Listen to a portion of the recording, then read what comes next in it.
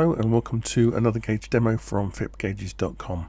Today I'm going to show you my new digital altimeter, and we'll start off with the buttons. Now the S1 button, that controls the menu, that turns the menu on and off.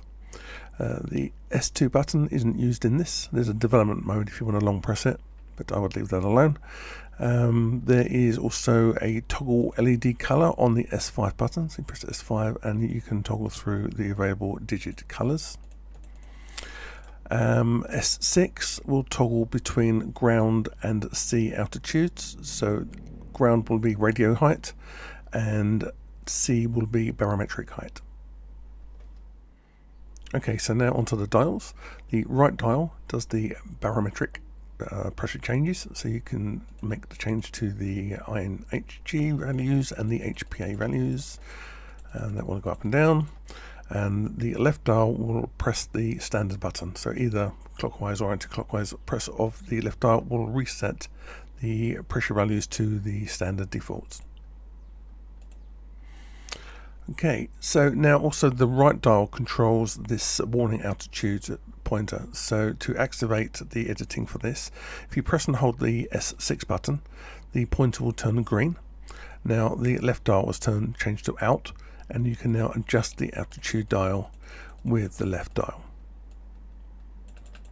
And to exit that mode, you then just click the S6 button again.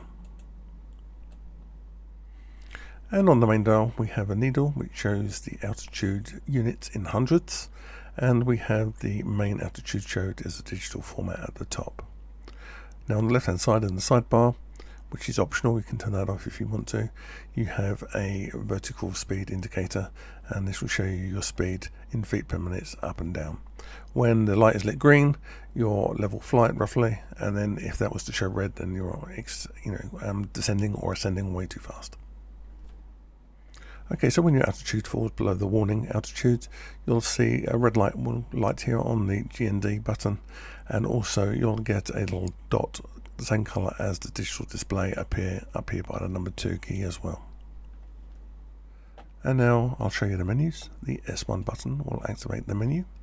First option in the menu is version, so you can see here the version number and the description of the gauge as well. In the version page, you'll be able to press S6 to toggle the virtual power mode on and off. And we'll go, the right dial will change the function, left dial changes the function's value. So we'll go to the next function, which is the left sidebar. You can turn the sidebar on or off. You have buttons, a blank sidebar or blank sidebar with labels as well. The next function is warning volume. So that will change the volume of the alert when you fall below the warning altitude.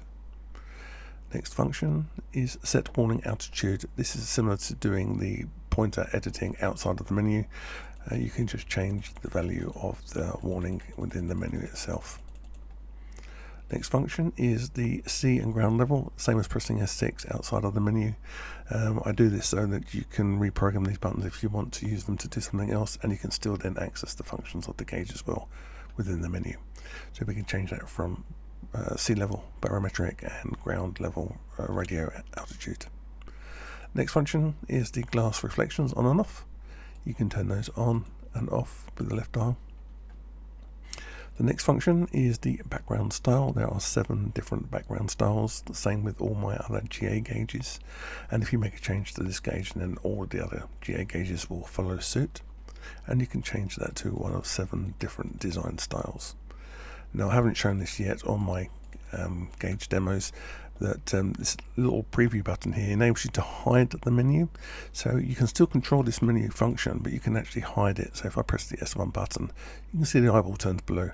The menu is still running, but it's now hidden. So I can now make changes to my selection, and you can see the impact that has on the actual gauge itself. To get back to the menu, you can either turn the right dial left or right, or you can press S1 again to go back to the menu mode. Next function is the brightness control. Now you can control the brightness of all of the physical FIPS that you have. You can press S2 to toggle between global brightness and local gauge brightness. So you can control the brightness of all of the gauges at the same time. or you can just set the brightness of the individual gauge. And the last function is the panel lights, and this can be changed via a local variable, but you can also change it through the menu here as well, various different colors if you want to activate panel lighting. Okay, so to exit the menu, you can either scroll back to the first option, and then you have the exit option, and you can press S1. Or if you want to exit the menu, no matter where you are within the menu, if you press and hold this one button, it will just close the menu down. Okay, so I hope you found this tutorial useful, and I hope you liked the gauge. If you haven't subscribed, then please do so, and please don't forget to come back and check out some of our other gauge videos, and thank you for watching. See you later.